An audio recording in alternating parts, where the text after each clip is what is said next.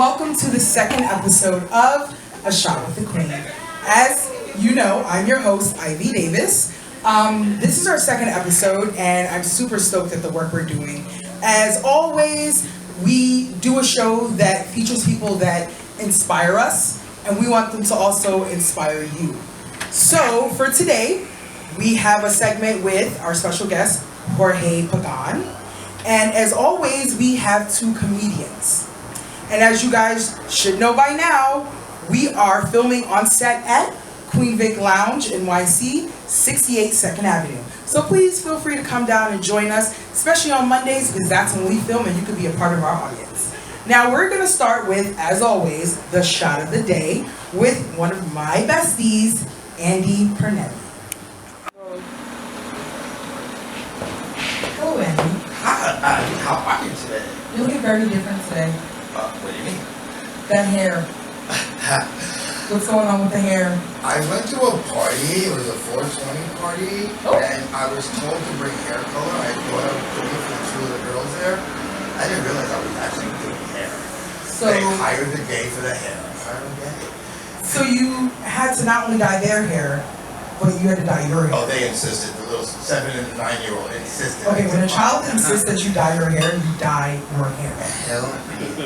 Okay, Andy, so tell me, what is the shot of the day? Today we have one of my favorites. It's called a mistletoe. Oh, Christmas. Yeah, actually it's great for the holidays because one of the main ingredients is muddled cranberries. So, it's actually a lot of fun. Take a bunch of cranberries and you throw them in there. And you crush them really good.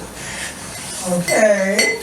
I love cranberries, by the way. They're so good. That's perfect. Thanksgiving's coming up. We got Christmas, so it's actually great. Then we go with an orange vodka. Today we're using Stoli. That's the Danya.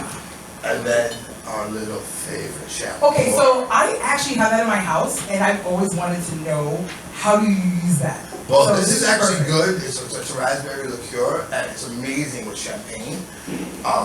And it's actually perfect in here. Ain't no sex in the champagne room.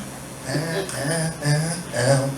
then we're going to go with the Campari, which adds a nice little bitterness to the already bitter cranberries. It gives a nice rounded flavor out for the shot. Okay, I'm here for it. All right. Now, because we got a lot of bitter components and just a little bit of sweet, I'm really worried about that. Top it off with some triple sec, which is a little orange liqueur. I love some triple sec. Add some sweetness. Then we add some ice. Gotta make sure it's cool.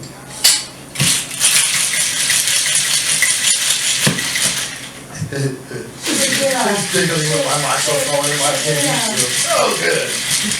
Now, because it's such a tart drink, we want to make sure that our glasses have a little bit of sugar. So you get your lime, a little sour. So I was waiting for the sugar.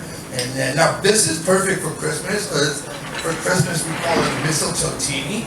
And you get some green sugar, you put it around your lime, and you put it on your martini glass. And it looks really pretty. You dangle a couple of cranberries floating in the glass with the little green sugar rim. It makes a perfect little wreath. Yeah, so I love when a drink is presented to me that looks really pretty. So if it looks pretty, I'm drinking it. And so I can't wait for us to get into December and you start getting some green sugar. This has a gorgeous red color surrounded with the green sugar that we would normally use. And the floating cranberry. The floating cranberry. The finishing touches. And then there is your mistletoe. All right, I'm super excited. So since we're using some Stoli in this Russian drink, we're gonna say Nastrovia. Nastrovia.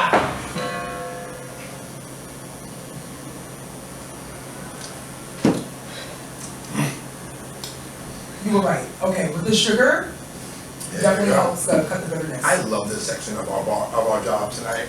Get a little buzz. I always love when the drink is involved. There you are. And these are available at Queen Vic all week long. I will have them ready for you, so come on by. Thank you so much, Andy. Okay, and now on to one of my favorite portions of the show, our comedians. So the first comedian we have coming up is Sher.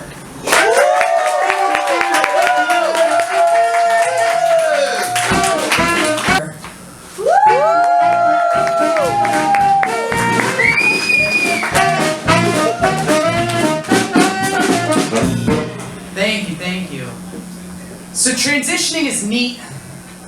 I used to be a pretty short guy, and now I'm just a regular-sized woman. As a guy, my dick was fairly average, but as a woman, it's way above the mean. Yes! Yeah.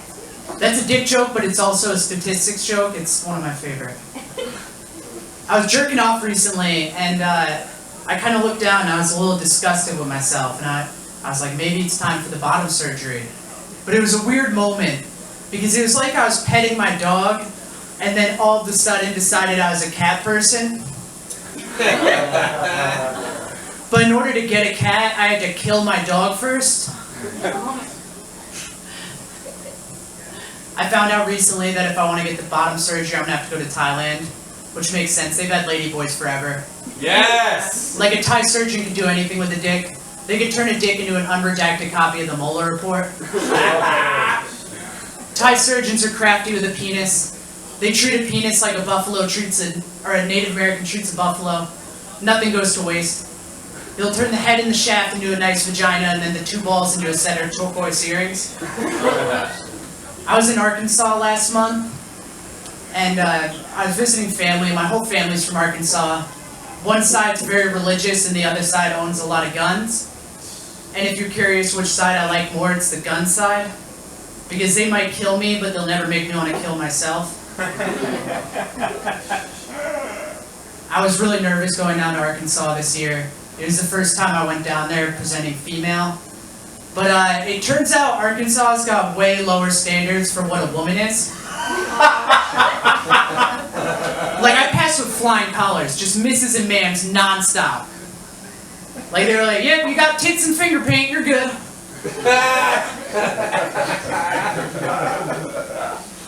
I'd live there, but I think New York is the best place to be trans. Because there's so many of us that no one really gives a shit. Like, trans people are kind of like mice in New York, where if someone told you they saw one, you'd be like, big deal, I've got 4 living in my apartment.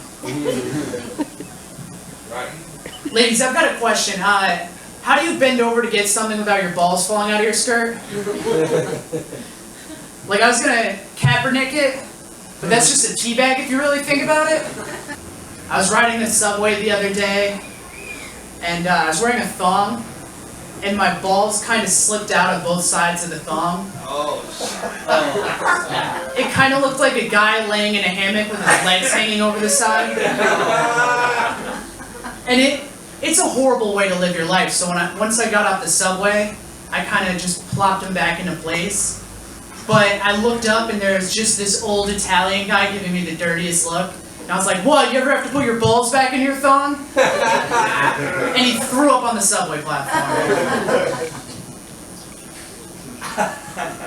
I can't serve in the military. Oh no.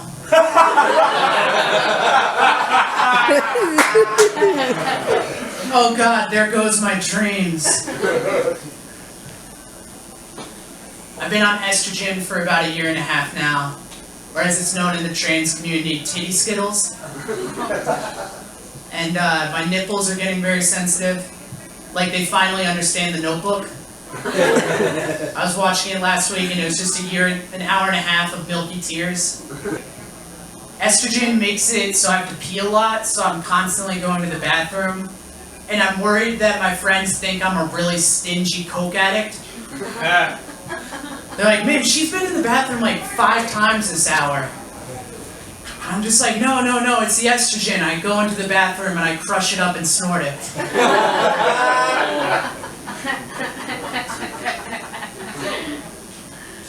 I'm not a big fan of how we use the word cocksucker in society. It's very derogatory. Sucking a cock is like the most generous thing you can do. Like you're going out of your way to give someone pleasure. So I think we should use it as a compliment.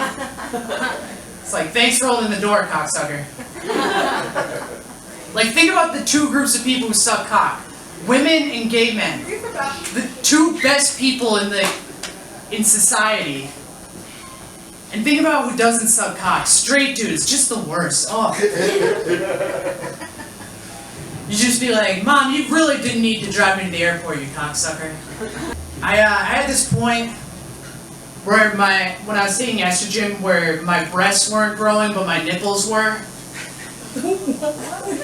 Like, I just slowly started getting longer and longer nipples, and it was very worrisome. Like, I thought I was just gonna have, like, nipples out to here. Like, I was just gonna have some 1950s cone boobs. Oh my god. But the breast came in. I don't know. It worked out nicely. It worked out nicely. You can see them. I'd show them to you. Do you know how many people have seen my nipples? Like, it's very weird having to hide them nowadays. Like 90 priests at least. I don't know. I'm at a point in my life where I've just quit worrying about my dick size. Like, it just seems a little too late to care. Like, how big of a dick is a woman really supposed to have? Wow. No one's just gonna be like, look at that woman, she's got the smallest dick, that's disgusting. Should she have a big dick? I don't know. Alright, thank you so much, guys. Have a great night.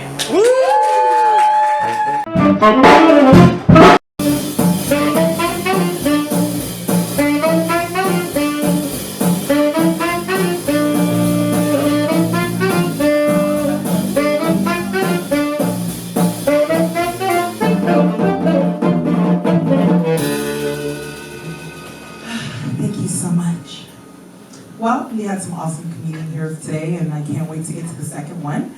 But before we get into that, we are going to introduce someone that I am so proud to have on the show. This is one of my best friends. He's literally my husbando. We haven't known each other that many years, but it seems like a lifetime. So I want you guys to give him a very warm welcome to my friend, Jorge Pagan. Hi.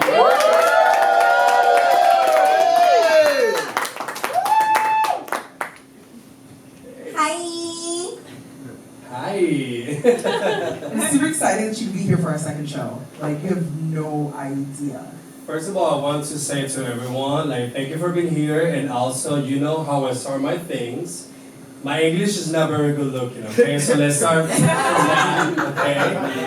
I'm a Puerto Rican. I'm not gonna say the word because we're live. But, yes, like, thank you so much, and also I want to say to you, thank you for having me here. It's such a pleasure. I remember, I'm gonna say this very short, but I remember when we started our friendship, I told you, you should be doing a TV show. Yes. And you know, I told you, you belong there, and like, living this with you right now, it's more than words. Like, I'm so honored and I feel so proud of you. So, kudos to you. Thank you so much. I love that you're here because I feel like we always have a really good rapport with each other. And us together, it's always a good time. Like, doesn't matter how boring the environment might be, me and Jorge always have a great time. And before we actually even get into this set, I'm sorry, I have to talk about this. No, I know your word. I know what you're talking about. Okay, go ahead. So recently, me and Jorge actually took our first vacation together to Puerto Rico, to actually where he was born. And that was a really beautiful experience. I've always, well, I don't know if I can say I've always wanted to leave the U.S. because now Puerto Rico is a part of the U.S., but I mean, I left the U.S. And Puerto Rico is such a beautiful island with beautiful people, beautiful culture. And being there, I felt very welcomed. The people there were so beautiful. I remember, I think it was our first night there that they were having like this crazy like street party. Yeah. Like, I mean, New York, you'll see some things in New York. You'll see where people come together. But in Puerto Rico, it felt so genuine. And everyone was dancing out in the street. It was like at night. I mean, Puerto Rico, that weather is on another level, okay? Because I don't even understand how it's hotter at night. There's no sun. How is it hotter at night? But I had a wonderful time. But there was one part of this trip. First day, though. Literally, the first day, we didn't sleep, got off the plane at like 5:30 in the morning, went to his friend's house, dropped our stuff off, and decided we were gonna go to the beach. And it was what, Playa del Sucia? Yeah, Playa Sucia. It was in the south of Puerto Rico. It was like from where we were in Old San Juan, so it was like 2 hours, 2.5 hours, like ride down to the south of Puerto Rico. Right. It was and mind you that we didn't sleep anything. We just came out of the airplane and we just like left our like belongings there and let's go and just like. Right. I was like, you're insane, but I guess that's what you do on vacation. Yes. So there was a point where me and him were in the water together. Ooh. Okay, no. And I think we have very intimate moments, like always.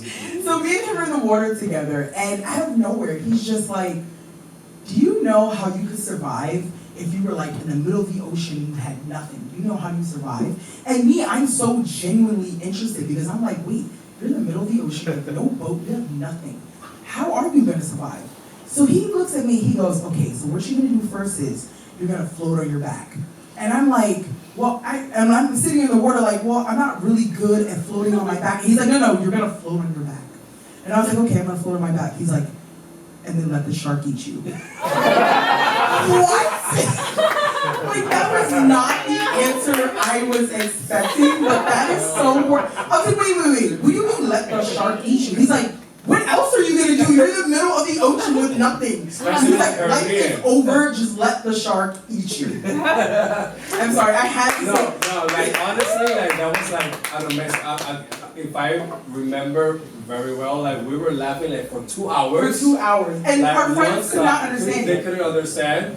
But yeah, that was like part of me, like Okay. Ivy is like my wife, Yes. just for everyone knows, like. Yes. And I'm so honored to have you in my life Thank too. you. So like, thank you so much for having me here. Like, I really appreciate it. Okay, so we want to start with just having people tell about you, because I know a lot about your life, and I think a lot of the things that you went through were, I don't know if that's something that I could have recovered as well as you did, but I love people who go through something so negative and turn it into a positive. So do you just want to give us a little background about where you came from and how you came to New York and how you started your career? Because Jorge is a photographer, a stylist, a makeup artist, a jack of all trades, okay? But today we're gonna talk about your photography, but let us know what led up to that.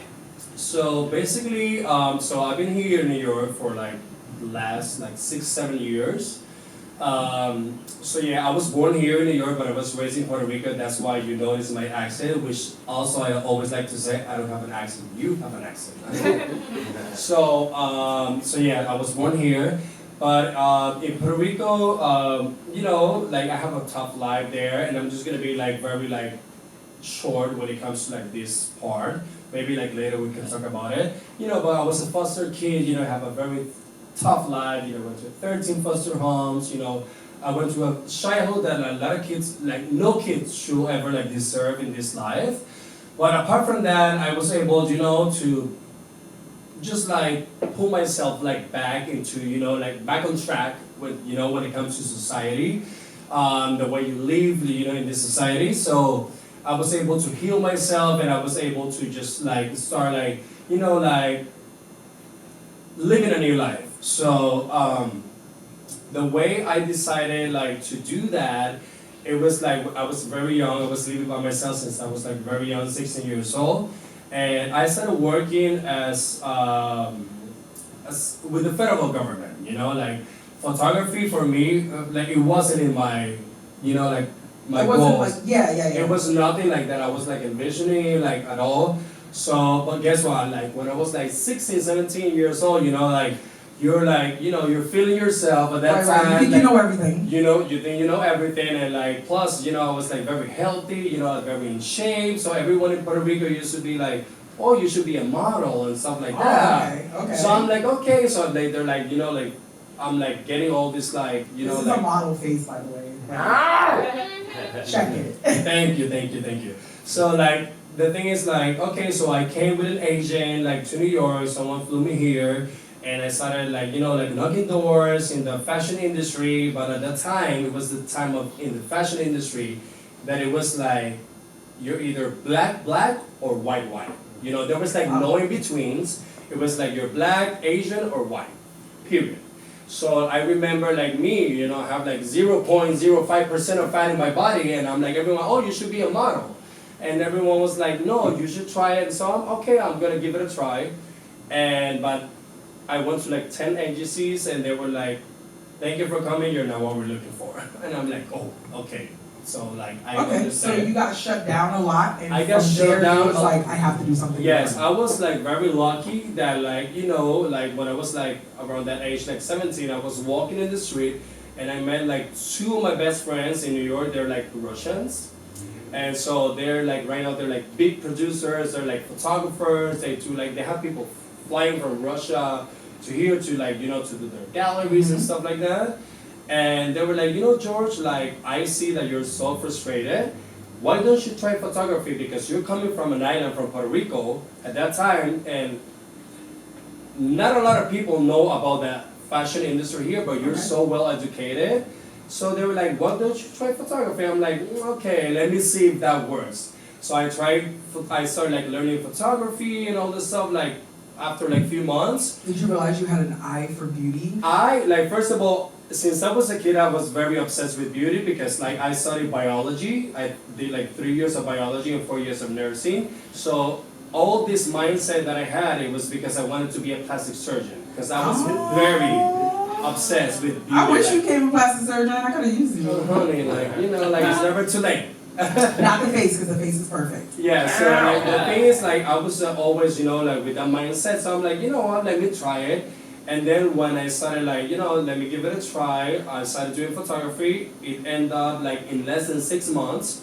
I know the vision of like New York, Europe, whatever, so I was very well educated when it comes to that. So I started shooting in Puerto Rico, and in 6 months I was shooting for like almost like every local magazine in New York. So you shot in Puerto Rico, and then you came to New York City and started doing some more photography? Yes. And from there you realized, this is what I want to do? Correct, but the thing is that when I came to New York, when I finally decided to move to New York, because I've been coming to New York since I was 17, I decided to come to New York, first of all, because I'm stupid, and I was just like having a breakup with my ex-boyfriend, so that's like, Well, thank you, ex-boyfriend. Thank you, because that's what ex-boyfriend, for I that, because he really changed my life.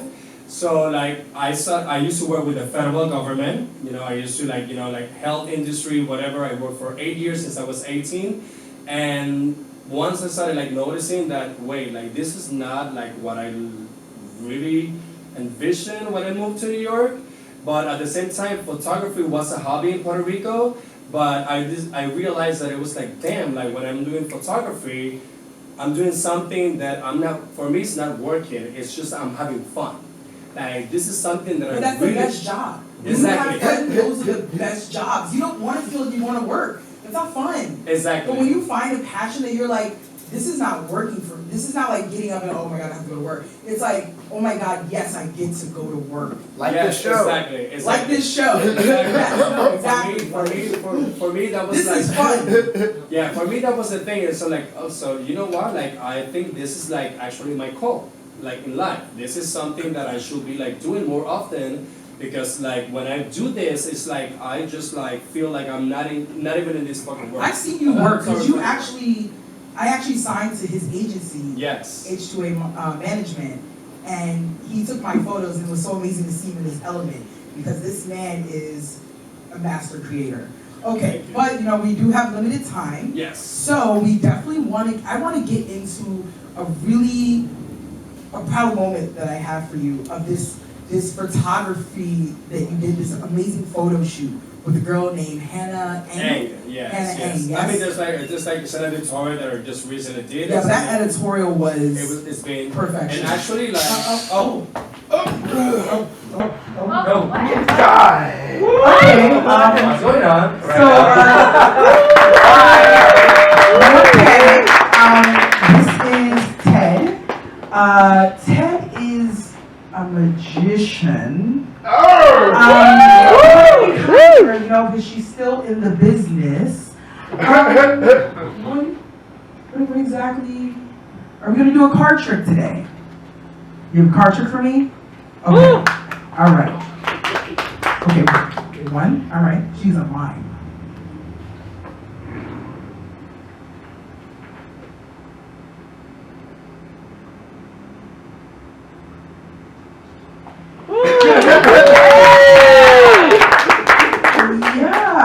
Yeah, I can see how.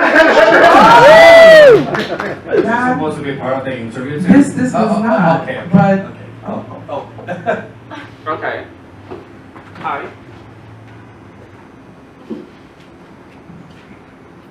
pick a card, any card. Okay, Ted, get it together. I feel so special. Okay. Okay. Alright. Okay.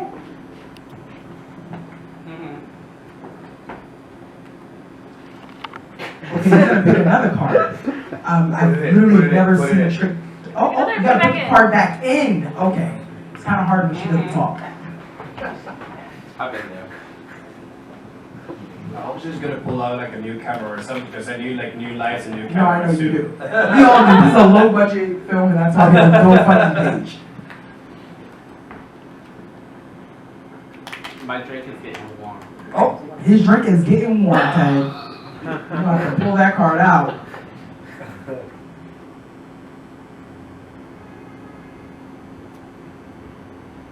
No, that's not the card? Okay, you know what, Ted? One more, go.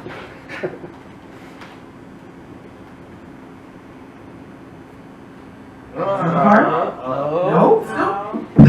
Still? You have one job. Ted, you need something to drink? Oh. Girl, woo, you better not vomit on the show. Doctor.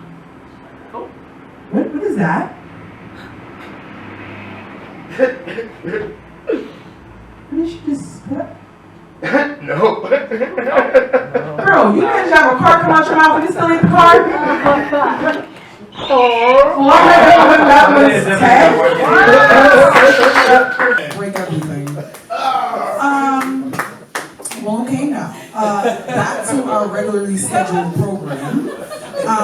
We were talking about that photo shoot that you did with Hannah Engler. Yes, but Right? you know what? Like I also want to say like something very quick before we go into that. So just for you to guys know, know. So the thing is like I used to, work in the federal government, whatever, like it was, like that was my like main thing like when I came to New York until I discovered photography was my thing. So I decided, about this service. So I decided that, you know what, I don't want to work in this anymore. It's not satisfying me as a human being.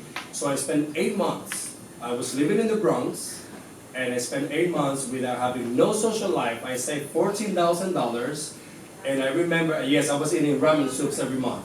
I have an issue trying to save 500, so Yeah. kudos to But you know what? That was one time because I'm still struggling right now too. Like it's a big deal. So, but I was so like passionate about it, so I decided to do that. And once I got like those $14,000 cash in my house, I went same day. I bought all my photography equipment.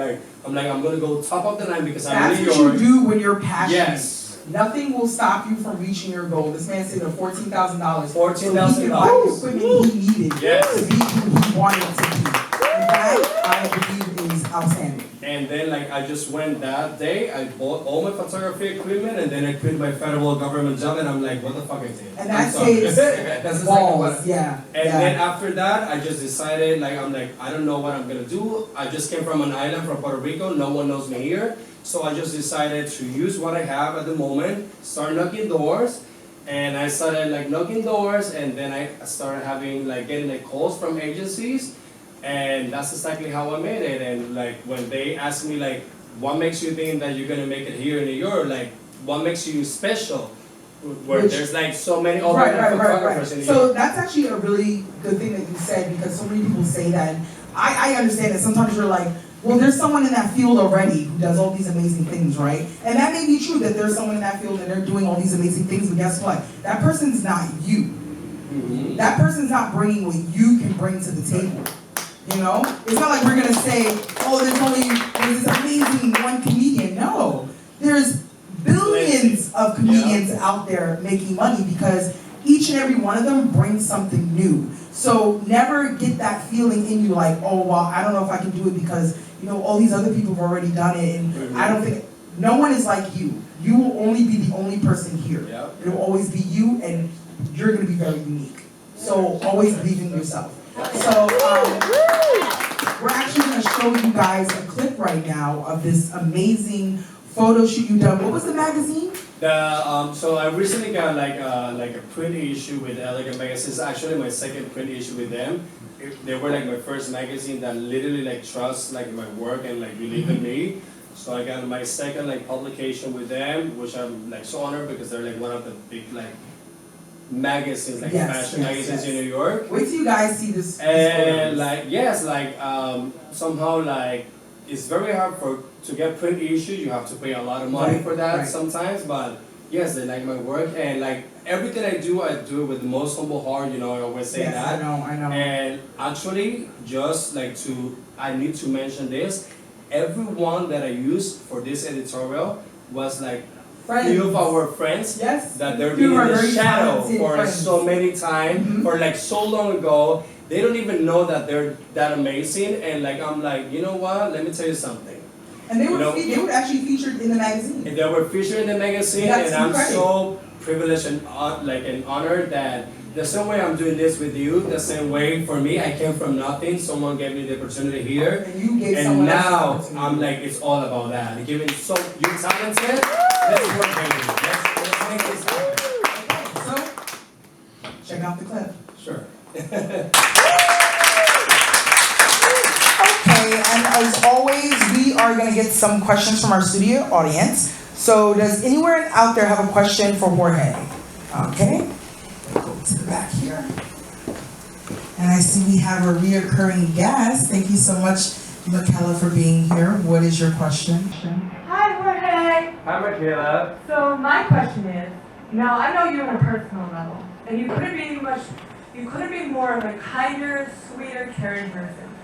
And I feel like the general consensus that people have towards the fashion industry is that it is often very cutthroat, very demanding, not everyone survives, a lot of people get attacked, whatever. That seems to be, I mean, probably not true, but it seems to be like the general knowledge of it. My question is, what is an aspect that you find working in the fashion industry that you find to be, that you personally take the most pride in and that you find the most rewarding?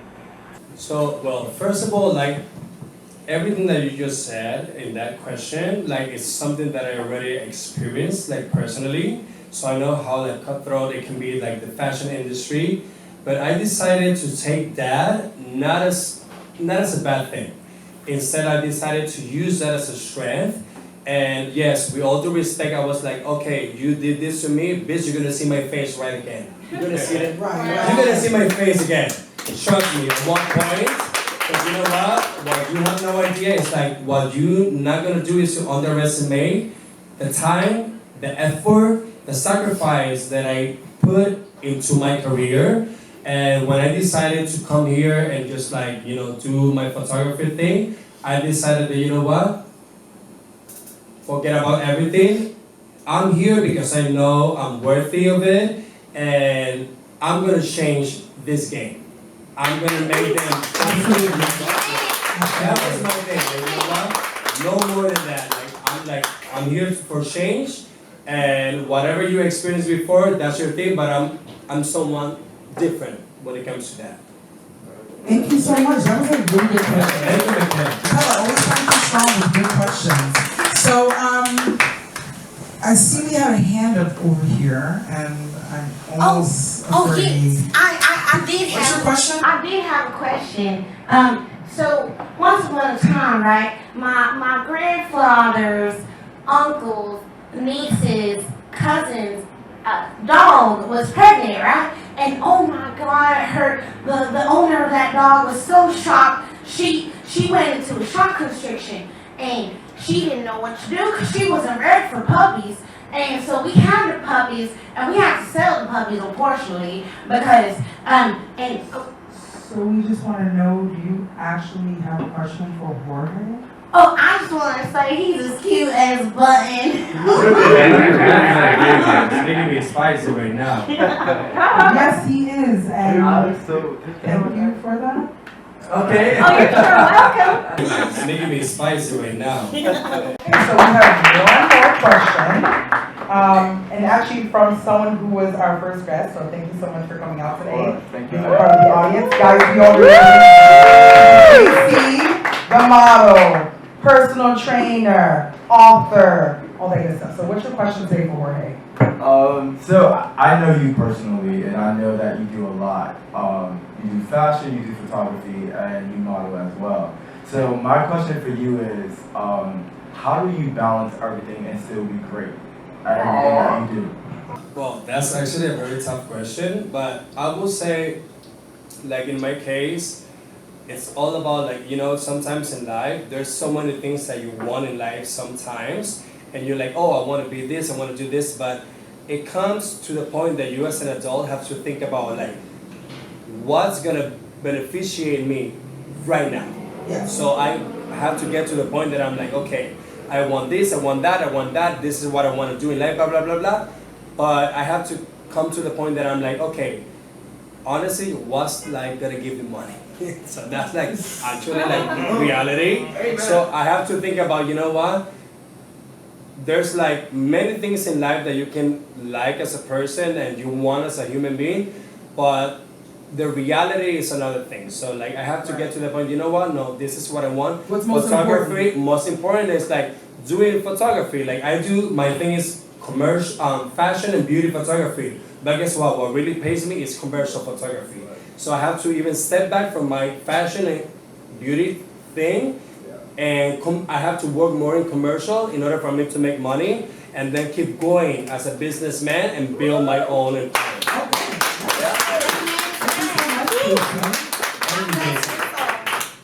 Okay, thank you so much for that question, JC. It was such a good question. And now we are going to go on to our next comedian, Kevin Sapatio.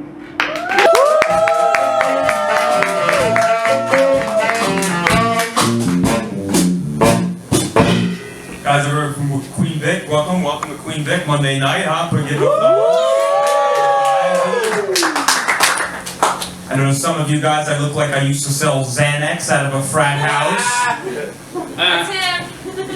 I got that from you once. You got that vibe from me? I got the Xanax. How did it go? Pass right out? Where is she? I think she just took it and fell off her chair. Where is she? That's great. I got heckled on the first joke. That's a good start to the night, right? Yeah. Now I look like Wolverine if he gave up on his dreams. I look like I used to bully the previous comic in high school. I'm from New York originally, but I went to school in the Midwest. And when I would talk to my friends from home on the phone, they would tell me that me going away to school had caused me to lose my New York accent. But what I really think did it is I started to read more books and I stopped being such a piece of trash. Damn. I stopped splitting 30 racks with two friends before going to Yankee games. I'm pretty sure that's how I lost my New York accent.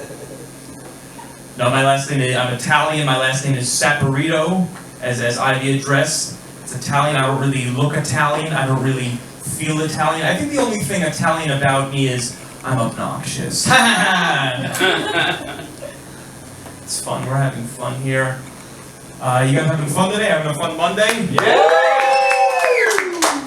I'm having an alright day. I had a long day at work today, though. I work in benefits consulting for unions, which I always wanted to since I was a kid. It was my dream job, so I'm killing it. Yeah, it was my dream to have a dream and then to crush that dream with college debt and pay it off in a high-politic job that doesn't interest me in the slightest. I came off to a pretty good start. No, it's not a fun job. People aren't very funny there. Someone's funny at my job if they say something like, oh, well, if his contract negotiation skills are anything like his golf swing, they'll be in some trouble next quarter.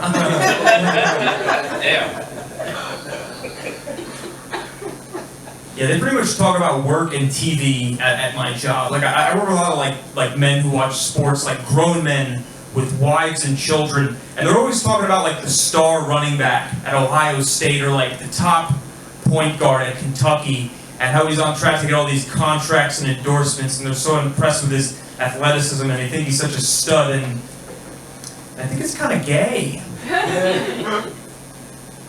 Like they're talking about his looks and capabilities all day in their free time. Like they might as well be in a hair salon, right? Hey, you see this kid's cock? He's 20 years old, he's got a beautiful cock. Oh yeah, my son, his friend, he's got a full ride scholarship to UNC for his cock. That's the conversation they have, might as well be, right? No, it's like a job for like the burgeoning upper middle class. If you want to excel at my job, you gotta work like a 12-hour day every day. So everyone who works there, they sacrifice like personality for money. And so everyone's fake nice. You know what I'm talking about when fake nice, if someone's being fake nice to you?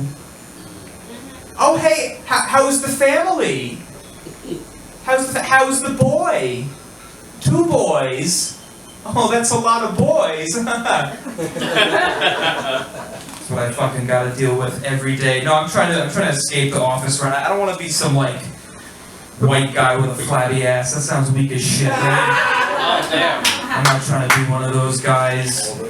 New Balance as my casual Friday, right? New Balance sneakers and jeans. A polo I've had for 8 years. That's me hanging out with a Miller Lite, right? I don't think these guys fuck. I don't think they fuck. I think they worked a lot so they could get married.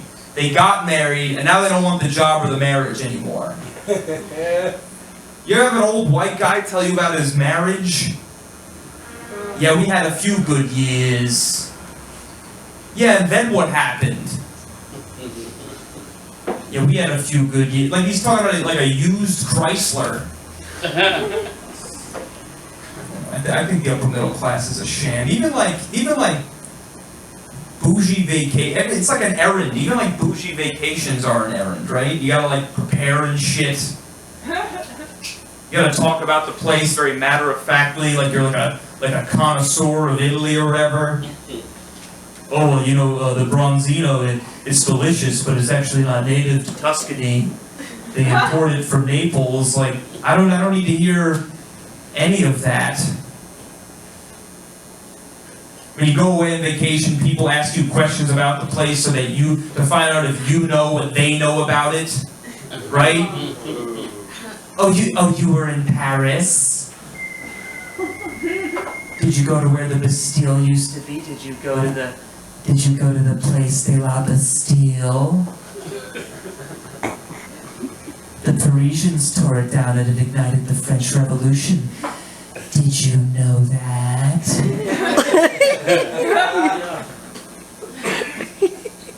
Oh, you went to Madrid after you went to Paris. You went to Paris and then you went to Madrid. Which one did you like more?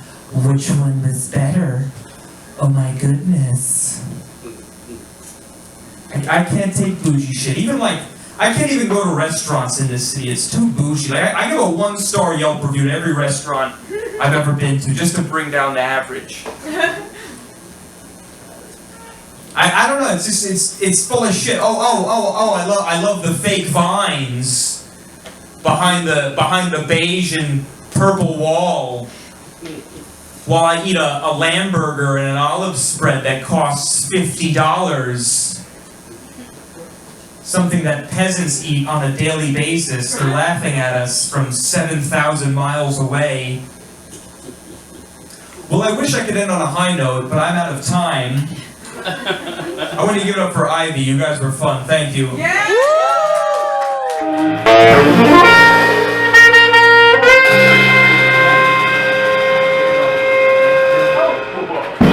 Okay, so thank you to all the guests that we had today. That was a really great show. It was a good show. That was really fun. Thank you everyone. This is a labor of love and we really appreciate everybody involved. We got our amazing female camera crew. We got our sound guy Tails in the back. We got another crazy person. I don't know who that crazy person is, but she keeps making a fool of herself. Her name was Ted. You know, it's almost like I'm Raggedy Ann and he's my Andy. Okay. Because that's what his name is, Andy. I literally cannot deal with Raggedy Ann and Andy all at once, so you can just...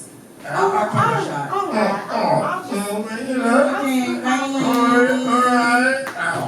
Isn't she adorable? I guess so. So thank you guys. guys again. This is only our second episode, but I'm super proud of what we're doing here. And it's getting better and better. It's only gonna get better and better. Remember, guys, we are working on our low budget and basically working on love and respect, and we appreciate all the people that give their time and energy to us because it gets crazy. So Yeah, thank you. literally everyone who works with us works for free. And we deeply appreciate that. I don't think they understand how much we appreciate that. Free work is hard to come by, but they do Especially free amazing. good work. Yeah, That's free the good work. good work. Me and Andy put so much into the show, so much time, so much energy, so much love, and so much money into it. Which is exactly why we have a GoFundMe page. If you look down below, you can click the link. And as always, like and subscribe to our channel. Every Monday we do filming here at Queen Vic, and if you want to be a part of the studio audience, you can just simply email us. That's Queen Vic at 68 2nd Avenue at the corner of East 4th Street, Yeah. which I'm pretty much bartending here all the time. Pretty much all the time. They chain me downstairs. I don't ever get out. So, but come by and be part of our audience, be part of the bar. It's a wonderful family, which is why we have our family in the audience. So thank you guys so much for coming tonight. And as always, love everyone, love yourselves. Yeah!